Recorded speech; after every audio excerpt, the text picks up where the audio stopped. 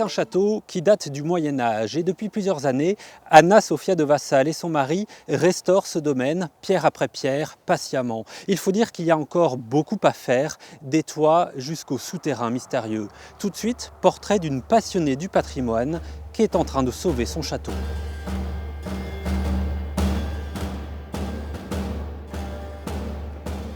Le domaine date du XIVe siècle et depuis 400 ans, il appartient à la même famille, la famille d'Anna Sophia. Avec son mari, elle a hérité de ce château, inscrit aux monuments historiques. Bienvenue au Moyen-Âge. Là, nous avons une meurtrière. Il ne faut pas oublier que Villars a vraiment servi pendant la guerre de 100 ans et il y avait vraiment un but défensif. Et par rapport aux châteaux qui ont pu être construits un peu après, Villars a des meurtrières vraiment avec des angles de défense.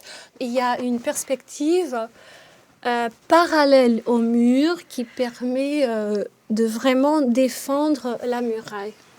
Les planchers, les murs, les cheminées, ici tout est à refaire, même les escaliers. Pour restaurer le château, les travaux sont titanesques. Titanesques, de titan, voilà. Oui, ils sont titanesques, mais nous sommes assez fous pour les avoir démarrés et assez persistants pour aller jusqu'à la fin.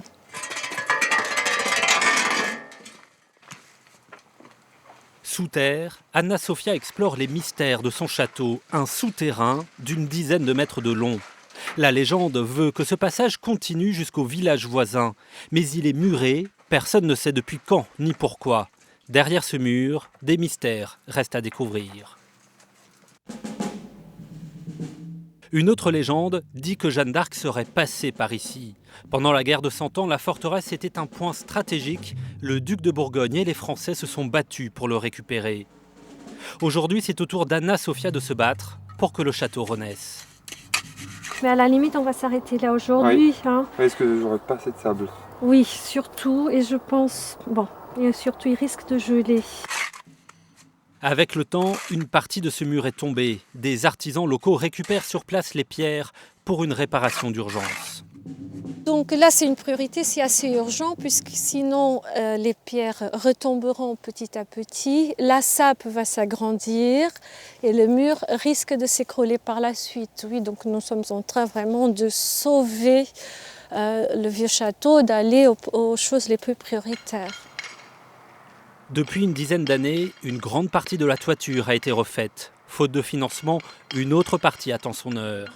Mais pour Anna Sophia, le château est déjà presque sauvé. Elle voudrait, à terme, créer des animations culturelles et l'ouvrir au public. Pour moi, c'est essentiel d'ouvrir le château. Un bâtiment qui ne vit pas, c'est un bâtiment qui meurt. Et plus que de l'ouvrir, j'ai envie de le rendre vivant. Rien que quand nous avons posé la première nouvelle ardoise, c'était un début de renaissance.